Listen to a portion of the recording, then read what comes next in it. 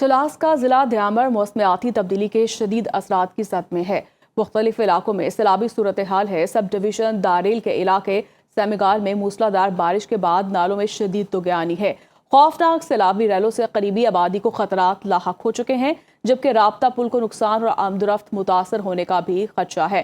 اسی پر مزید تفصیلات جان لیتے ہیں ہمارے نمائندے حسین احمد سے۔ جی حسین، بتائے گا کیا صورتحال دیکھ رہے ہیں آپ؟ جی بالکل، یہ گلگت بلتستان کا ضلع دیامر جو ہے اس موسمیاتی تبدیلیوں کی ضد میں ہے۔ گزشتہ روز دیامر کا علاقہ داریل سمیگال کے مقام پر جو ہے طغیانی آئی اور سیلابی صورتحال پیدا ہوئی، جس کے باعث جو ہے وہاں کھڑی فصلیں، زرعی زمینیں اور رابطہ سڑکوں سمیت رابطہ جو پل ہیں ان کو بھی شدید نقصان پہنچا ہے۔ لوگ اس وقت پریشانی کے عالم میں ہیں اور حکومتی امداد کے منتظر ہیں۔ جی بہت شکریہ آپ کا۔ پاک فوج ایف سی بلوچستان اور پولیس کا مشترکہ آپریشن شعبان جاری۔ مزید 3 خارجیوں کو جہنم واصل کر دیا گیا۔ سیکورٹی ذرائع کے مطابق آپریشن شعبان میں ہلاک خارجیوں کی تعداد 67 ہو گئی، جبکہ 5 جولائی سے اب تک آپریشن شعبان اور دیگر انٹیلیجنس بیسڈ آپریشنز میں مجموعی طور پر 105 خارجی دہشت گرد جہنم واصل ہو چکے ہیں۔ سیکورٹی فورسز کی فتنہ الخوارج کے خلاف علاقے میں فضائی اور زمینی کارروائیاں مسلسل جاری ہیں۔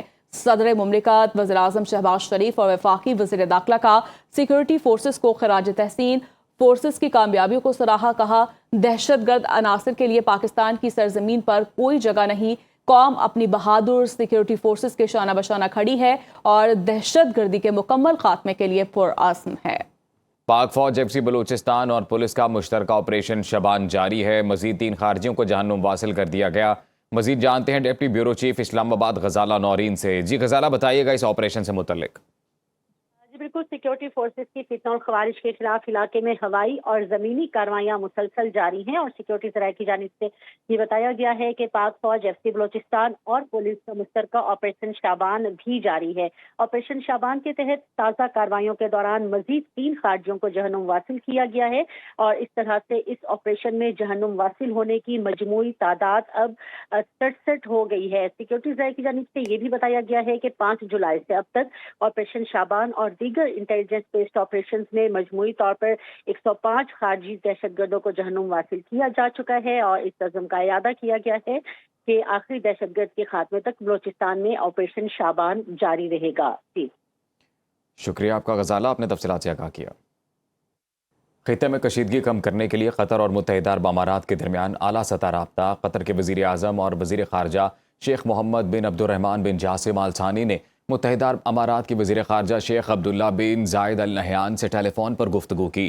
قطری وزارت خارجہ کے مطابق دونوں رہنماؤں نے خطے کی تازہ صورتحال، کشیدگی میں کمی اور امن و استحکام کے فروغ کے لیے جاری سفارتی کوششوں پر تبادلہ خیال کیا۔ شیخ محمد نے تمام فریقین پر زور دیا ہے کہ وہ مذاکرات اور سفارتکاری کا راستہ اختیار کریں اور امریکہ اور ایران کے درمیان طے پانے والی مفاہمتی یادداشت پر عمل درآمد کو یقینی بنائیں۔ انہوں نے اس عزم کا بھی اعادہ کیا کہ قطر خطے میں تناؤ کے خاتمے اور دیر پا امن کے قیام کے لیے ہر سفارتی کوششوں کی مکمل حمایت جاری رکھے گا۔